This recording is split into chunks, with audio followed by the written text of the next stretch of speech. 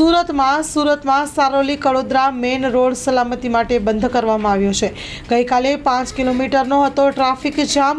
Main road બંધ કરાતા અનેક વિસ્તાર અત્યારે પણ ટ્રાફિક જામના દ્રશ્યો સર્જાયા છે। શહેરના અનેક રોડ ડાયવર્ટ પણ કરવામાં આવ્યા છે અને બ્રિજ બંધ કરીને ડાયવર્ઝન અપાયા છે। સ્ટોરી રિપોર્ટ બાય સુરતથી સતીશ કુંભાણી સાથે કેમેરામેન ચિરાગ રાજગોર। આવો જોઈએ શું છે સમગ્ર વિગત। ટ્રાફિક જામને લઈને કઈ રીતે પોલીસ હાલમાં વડોદરા રોડ પર મેટ્રોની જે કામગીરી ચાલે છે ત્યાં આગળ ભરત કેન્સર હોસ્પિટલ આગળ મેટ્રોનો જે સ્પામ લગાવવાની કામગીરી ચાલતી હતી એમાં એ સ્પામ ડેમેજ થઈ જતા હાલમાં એ રોડ બંધ કરવાની જરૂરિયાત ઊભી થઈ છે।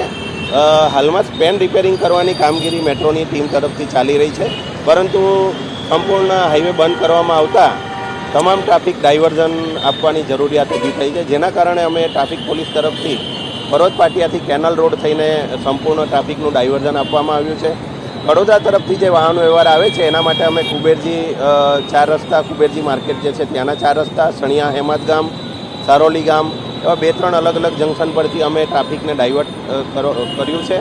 આ ઉપરાંત પૂણા સારોલી જે કેનલ રોડ છે એના પર ટ્રાફિકનું ભારણ ખૂબ વધી જતાં અમે ટ્રાફિકના જે અલગ અલગ વિસ્તાર છે ત્યાં પણ હેવી વ્હીકલ માટે પ્રવેશબંધી થાય અને અમલવારી થાય એના માટે Maharana Pratap Chowk, Rokadiya Hanuman, Gujarat gas circle, Athwa gate, Simada Naka આ તમામ જગ્યા ઉપર પોલીસના પોઈન્ટ ઊભા કર્યા છે, જેથી કરીને મોટા વાહનો જે છે એ દિવસ દરમિયાન પ્રવેશ ના કરે અને નાના વ્હીકલો જે સિટીમાં રોજિંદા કામ માટે આવજાવ કરે છે એને ઓછા સમયમાં ટ્રાફિકમાંથી નીકળવા મળે એટલા માટેના અમારા તરફથી પ્રયત્ન કરવામાં આવી રહ્યા છે।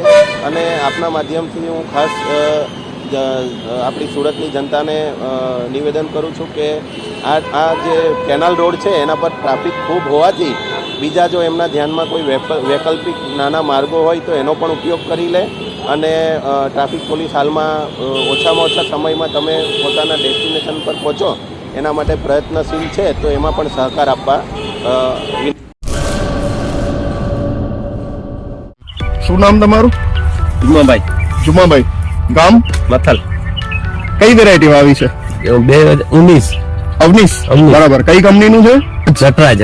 ઓકે, અને કેવું લાગ્યું તમને? બહુ સરસ છે એમ માળ ની કેવી લાગે છે તમને? જોરદાર, પહેલી મેં માળ અમે કાપી નાખી છે, બરાબર। સર્વિસ જોરદાર આની, બરાબર છે। લાંબી માળું થઈ આવી, બધું મસ્ત હતી, બધું માલ સારો છે, બધી આખી સારો છે ને?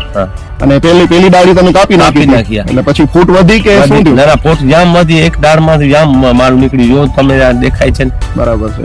આમ નીચેથી જ ઘણી બધી ડાળીઓ ફૂટે છે એવું દેખાય છે। ના, ફૂટ સારી જ છે, બીજ સ્ટાન્ડર્ડ છે। પેલી વીણીનો માલ છે કે બીજી વીણીનો? ના, ત્રીજી વીણીનો ઉતાર નાખ્યો, 2 વાર ઉતાર નાખ્યો છે એમ ને?